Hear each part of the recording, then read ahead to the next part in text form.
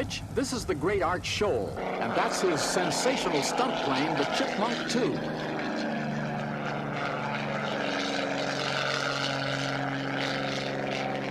This weekend-long convention, which started in 1953 with 40 airplanes and a few hundred people, now features more than 1,500 aircraft of every kind that you can think of. And it draws a crowd of more than 500,000 people to Oshkosh every year.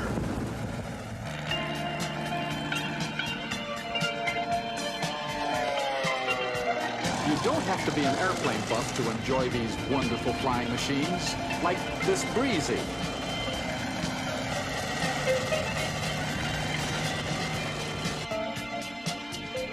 The show is a trip through the history of flight, from World War I to the much more powerful and technically complex planes of World War II. And you see some of the smallest planes you'll ever see.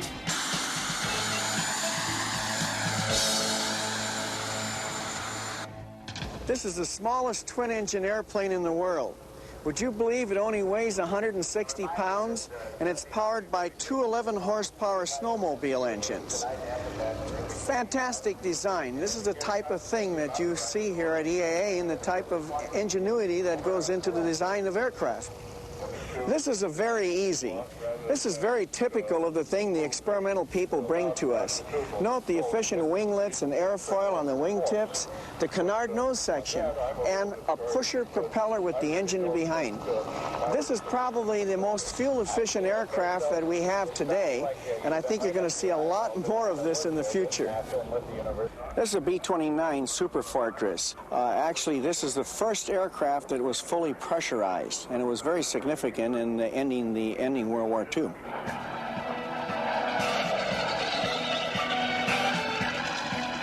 Now the Eagles come on over into a formation barrel roll, up over the top.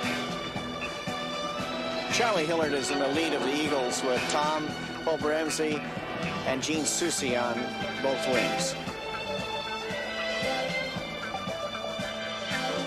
On up, again you can hear those propeller blades, all three of them hitting the speed of sound.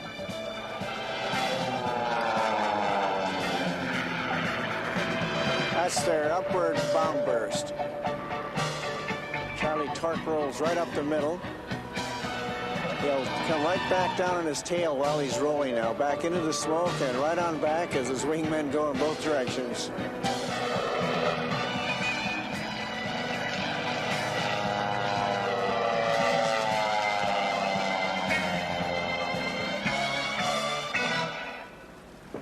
We can talk about it all day. Let's go up and do it.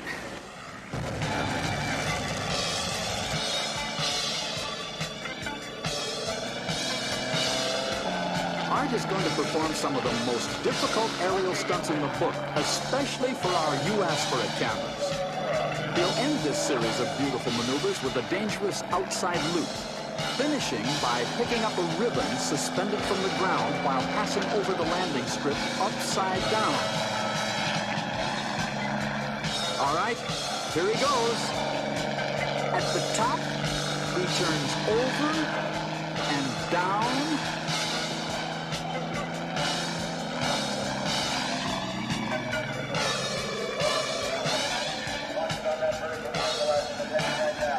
And he did it.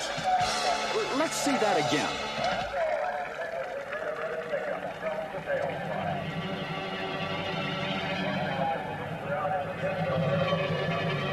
A beautiful finish and a beautiful look at the past, present, and future of flight. And all because you asked for it.